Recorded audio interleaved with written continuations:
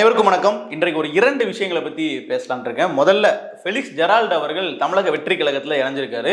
கிட்டத்தட்ட ஒரு வார காலமாகவே கட்சியில் ஏற்கனவே இணைஞ்சிட்டாரு அப்படிங்கிற மாதிரி பல செய்திகள் வரும்போதெல்லாம் அதை ஃபெலிக்ஸ் ஜெரால்ட் அவர்கள் மறுத்து வந்தார்.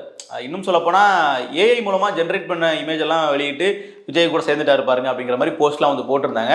அது மாதிரி இன்றைக்கும் ஒரு போஸ்ட் வருது, தமிழக வெற்றி கழகத்துடைய துண்டை போட்டுட்டு விஜய் கூட நிற்கிற மாதிரி. அதை பார்த்த உடனே இது உண்மையான புகைப்படமாக இருக்காது, இது சும்மா யாராச்சும் ஃபேக்காக பரப்புவாங்க அப்படின்னு நினச்சிட்டு இருக்கும்போது ஃபெலிக்ஸ் ஜெரால்ட் அவர்களினுடைய ஃபேஸ்புக் பக்கத்துலேயே விலாவரி எழுதியிருக்கிறாரு.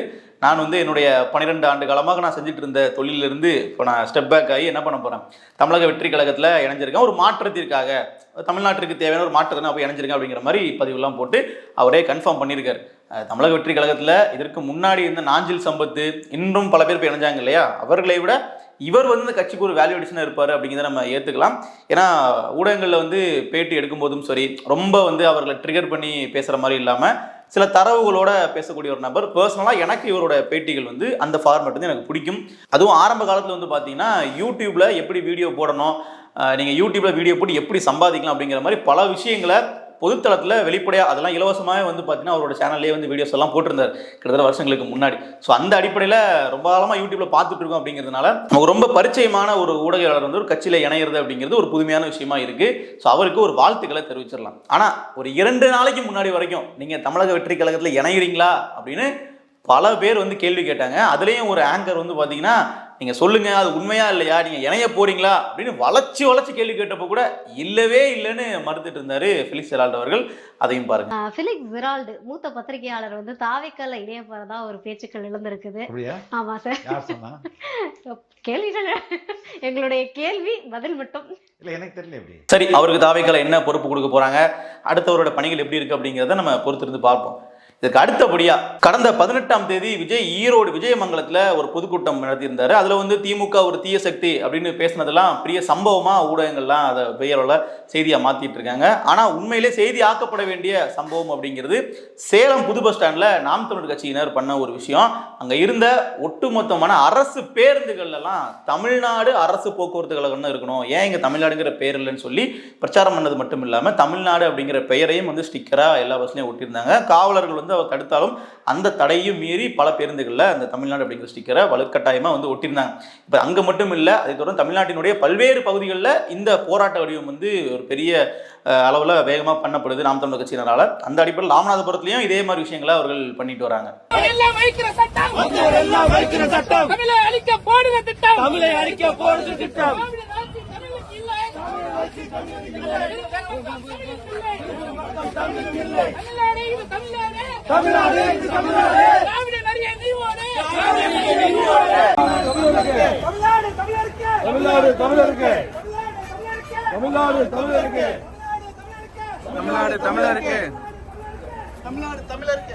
இப்ப நமக்கு ஒரு கேள்வி வரலாம், தமிழ்நாடு அப்படின்னு சொல்லி பேர் வச்சுட்டா மட்டும் தமிழ் வாழ்ந்துருமா தமிழ்நாட்டில் அப்படிங்கிற மாதிரிலாம் சில பேர் திமுகவரே பல பேர் கேள்வி கேட்குறாங்க. நாங்கள் தமிழுக்காக எவ்வளோ பண்ணிக்கிட்டு இருக்கோம், ஒரு பேர் வைக்கிறதுல தான் உங்களுக்கு ஒரு பெரிய பிரச்சனையா அப்படிங்கிற மாதிரி. அது ரொம்ப ஒரு ஆபத்தான போக்கு. சொல்லப்போனால் மற்ற மாநிலங்கள் கேரளாவாக இருக்கட்டும், இல்லை கர்நாடகாவாக இருக்கட்டும், தெலுங்கானாவாக இருக்கட்டும், ஆந்திராவாக இருக்கட்டும், எல்லாருமே அவங்கவுங்க மாநிலத்தினுடைய பெயரை முன்னோட்டா சேர்த்து தான் அந்த பேரே வைக்கிறாங்க. அவருடைய பேருந்துகள்லையுமே அந்த மாதிரி இருக்கும்.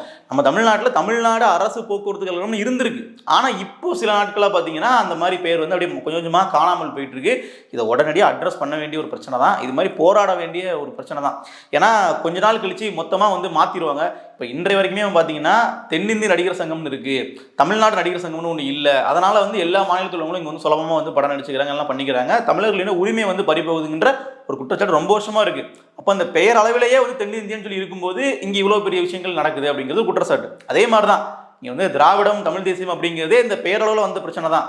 நீங்கள் இப்போ தமிழர் முன்னேற்ற கழகம்னு சொல்லி திமுகவோட பெயர் இருந்துச்சு அப்படின்னா கிட்டத்தட்ட தமிழர் அல்லாதவர்கள் பல பேர் இங்கே ரொம்ப சுலபமாக அந்த மாதிரியான அரசியல் பண்ண முடியுமா அப்படின்னா அதுக்கான வாய்ப்புகள் குறைவாக இருந்தது. ஸோ இங்கே ஒரு பெயர் அப்படிங்கிறது வெறுமன பெயர் இல்லை, அது நாளைக்கு எதிர்காலம் தீர்மானிக்கக்கூடிய ஒரு அடிப்படையை அதை உருவாக்கி வச்சுட்டு போயிடும். அப்படிங்கிறதுனாலே இது ரொம்ப தீவிரம் எதிர்க்கப்பட வேண்டிய ஒன்று. நாம் தமிழர் கட்சியினர் பல இடங்களில் ரொம்ப வேகமாக முன்னெடுத்துட்டு இருக்காங்க. இதில் தமிழ்நாடு அப்படின்னு சொல்லி பெயர் வைக்கிறதுல இவங்களுக்கு என்ன பிரச்சனை அப்படிங்கிறது நமக்கு உள்ளபடியே சரியாக புரியல. ஏன்னா பார்க்கக்கூடிய இடங்களுக்கு எல்லாத்துக்குமே வந்து கலைஞர் அவர்களினுடைய பெயரை வைக்கிறதா இருக்கட்டும், ஸ்டாலின் அவர்களுடைய பெயரை திட்டங்களுக்கு வைக்கிறதா இருக்கட்டும், அதெல்லாம் ரொம்ப மகிழ்ச்சியா ஒரு உத்வேகமா வந்து பண்றாங்க. ஆனா தமிழ்நாடுன்னு பெயர் வைக்கிறது மட்டும் ஏன் கசக்குதுன்னு தெரியல. நீங்க பாத்தீங்கன்னா கலைஞர் நூற்றாண்டு பேருந்து நிலையம், கிளாம்பாக்கத்துடைய பேரே அதான். கலைஞர் நூற்றாண்டு நூலகம், பெரிய பெரிய நூலகங்கள் இருக்கு, மதுரையில் கூட நூலகம் வச்சிருந்தாங்க. அதே மாதிரி கலைஞர் நூற்றாண்டு மருத்துவமனை கிண்டியில் இருக்கு இல்லையா, இது மாதிரி எல்லா இடத்துலையுமே கலைஞர் அவருடைய பெயர் வைக்கிறதா இருக்கட்டும். நம்ம ஸ்டாலின் அவர்கள் நீங்க எடுத்துக்கிட்டீங்க அப்படின்னா உங்களுடன் ஸ்டாலின் திட்டம், அப்போ அது உங்களுடன் அரசு திட்டம்னு வைக்கலாம், உங்களுடன் அரசுன்னே வைக்கலாம், இல்ல அரசு பேருந்து நிலையம்னே வைக்கலாம் கிளாம்பாக்கத்துக்கு. அப்படி வச்சுட்டு போனா அதுல என்ன கெட்டு பேர் ஒரு கேள்வி இருக்கு இல்லையா. திமுக தொடர்ச்சியா தங்களுக்கு வந்து ஒரு கிளைம் பண்ணிக்கக்கூடிய மிகப்பெரிய விஷயம் அப்படிங்கிறது, தமிழ்நாடுங்கிற பெயரை வச்சதே வந்து அறிஞர் அண்ணாதுரை தான். அவர்கள் தான் வந்து தமிழ்நாடுங்கிற பெயரே வச்சாரு. இல்லைன்னா இன்றைக்கு நம்ம தமிழ்நாடுன்னு சொல்லியிருக்கவே முடியாது அப்படிங்கிற மாதிரி விஷயங்கள்லாம் பேசப்பட்டுச்சு இல்லையா. ஆனால் இன்றைக்கு அந்த பெயரை கூட காப்பாற்ற முடியாத அளவுக்கு இவர்கள் ஏன் இவ்வளோ கஷ்டப்படுறாங்கன்றது நமக்கு புரியல. அதே மாதிரி நீங்கள் பிஜேபி ஒரு விஷயத்தை கையில் எடுத்தாங்கன்னு வச்சுக்கோங்களேன், அதற்கு மட்டும் ஒரு மிகப்பெரிய அளவில் அரசியல் பண்ணுற சில விஷயங்களை காட்டுவாங்க. குறிப்பாக ஆளுநர் வந்து தமிழ்நாடு அப்படிங்கிற பெயரை மாற்றிட்டு தமிழகம் அப்படின்னு வைக்கணும்னு சொல்லி பேசுவார். அது எல்லாருமே எதிர்ப்பு தெரிவிக்கிறது தான், திமுக மட்டும் இல்லை. இருந்தாலும் அந்த இடத்துலலாம் உங்களுக்கு தமிழ்நாடு அப்படிங்கிற பேர் வந்து தேவைப்படுது, தமிழ்நாடுன்னு இருக்கணும், ஏன் நீங்கள் தமிழகம்னு மாற்ற சொல்றீங்கன்னு சொல்லி பேசுவாங்க. அப்போ அதே மாதிரி இந்த இடத்துல பேருந்து இருந்துட்டு போட்டுமே தமிழ்நாடுன்ட்டு, புதுசாக ஏற்கனவே இருந்த ஒரு வழக்கத்தை புதுசாக மாற்ற கூட சொல்லலை. தமிழ்நாடுன்னு இருக்கிறத ஏன் நீங்கள் வம்படியாக அதில் இருந்து எடுக்கிறீங்க? அரசு போக்குவரத்து கழகம்னு இருக்கிறது நாளைக்கு வந்து அப்போ எல்லா இடத்துலையுமே தமிழ்நாடுன்ற இடத்த அப்படி மாறிடுமா அப்படின்ற ஒரு பார்வை இருக்கு இல்லையா. அப்போ தமிழ்நாடு அப்படிங்கிற பேரில் பிஜேபிக்கு ஒரு எதிர்ப்பு மனநிலை இருக்கு, நம்மளால புரிஞ்சுக்க முடியுது. அவர்கள் வந்து ஒரு தேசிய கட்சி, அப்போ ஒட்டுமொத்தமாக அவர்களுக்கு இந்தியா அப்படிங்கிற ஒரு அடையாளத்துக்குள்ளே கொண்டு வர விருப்பப்படுறாங்க. அதனால இந்த பேரை வந்து அவர்கள் பயன்படுத்த மாட்டேங்கிறாங்கன்னா ஓகே, அதுவும் தவறு, பட் புரிஞ்சுக்க முடியுது. ஆனால் திமுக இதனால வந்து அதை வெறுக்கிறாங்க அப்படிங்கிற முக்கியமான கேள்வி வருது இல்லையா. இது வெறுமன பேருந்துகளுக்கு மட்டுமே கிடையாது, தமிழ்நாட்டில் உள்ள கடைகளினுடைய பெயர் பலகைகள் வந்து தமிழில் தான் இருக்கணும் அப்படிங்கிறதே வந்து பார்த்தீங்கன்னா நெடுநாள் வந்து கோரிக்கையாக இருந்துட்டு இருக்கு. சட்டமே இருக்கு, தமிழிலும் பெயர் பலகையில் வந்து இருக்கணும் அப்படின்னு சொல்லிட்டு, அந்த கடையோட பெயர் தமிழில் இருக்கணும் கண்டிப்பாக அப்படின்ட்டு. ஆனால் ஆங்கிலத்தில் வந்து ரொம்ப பெருசாக போட்டுப்பாங்க, கீழே வந்து ஒரு ஓரமாக சின்னதாக போட்டுப்பாங்க. சில கடைகளில், இன்னும் பல கடைகளில் அந்த தமிழில் பெயரே இருக்காது சொல்லப்போனால். ஆனால் சட்டப்படியே தமிழில் பெயர் இருக்கணும் அப்படிங்கிற விதியே இருக்கு. ஸோ இப்போ பல இடங்களில் வந்து பார்த்தீங்கன்னா பல பேர், இப்போ தீரன் திருமுருகன் அவர் போன்றவர்கள்லாம் நாம் தமிழ் கட்சியில் பொறுப்பாளராக இருக்கிறாங்க. வம்படியா எல்லா இடத்துக்கும் போயிட்டு பெயரை வந்து மாற்றணும்னு சொல்லி அவர்களை போய் அணுகி அப்படியும் கேட்கலன்னா நீதிமன்றத்துக்கு போய் அது மூலமா வந்து பல இடங்கள்ல பெயர்கள் எல்லாம் மாத்திருக்காங்க. பாத்தீங்களா எவ்வளவு பெரிய சந்தோஷமா நம்ம இருக்குது. ஆதி மதுரை இன்னைக்கு இருக்குது. இதே 5 வருஷமான போராட்டம். அப்போதைக்கு நம்ம வந்து வழக்கு போட்டோம், தொடர்ச்சியா போராட்டம் தொடர்ச்சியா நடந்தோம், உடனே மாத்தினாங்க, பிளெக்ஸ் போடல.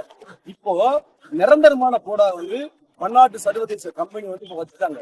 இது போல தமிழ்நாடு முழுக்க இருக்கக்கூடிய ஆடி சேலத்துல இருக்கு, ஆடி சென்னையில இருக்கு, அங்கேயும் தமிழில் பெயர் பலகை மாறணும். இது மட்டும் பன்னாட்டு சர்வதேச நிறுவனங்கள் இருக்கக்கூடிய அனைத்து நிறுவனங்களையும் தமிழ்ல பெயர் பலகை மாறணும். இது ஒரு பெரிய சான்று. ஸோ இது ஒரு பெரிய தொடர் போராட்டமா இருக்கு. ஆனா திமுக வந்து நாங்க தமிழர்களுக்கு நாங்க தான் இதை கற்றுக் கொடுத்தோம், தமிழ்நாடுங்கிற பேரை நாங்க தான் வச்சோம்னு சொல்லி பேசிட்டு இருந்தாலும் களத்துல இன்னைக்கு வந்து மொழியை வந்து பாதுகாக்கிறதுக்காக இருக்கட்டும், இது மாதிரி அடையாளங்கள் வந்து அழிந்து போகாமல் தடுப்பதற்காக இருக்கட்டும், எதுவுமே அவர்கள் பண்ணல. மாறாக அதை அழிப்பதற்கான நடவடிக்கைகள் தான் எடுத்துட்டு இருக்காங்க அப்படிங்கிறதுக்கு இதுக்கு ஒரு சிறந்த எடுத்துக்காட்டு. நன்றி.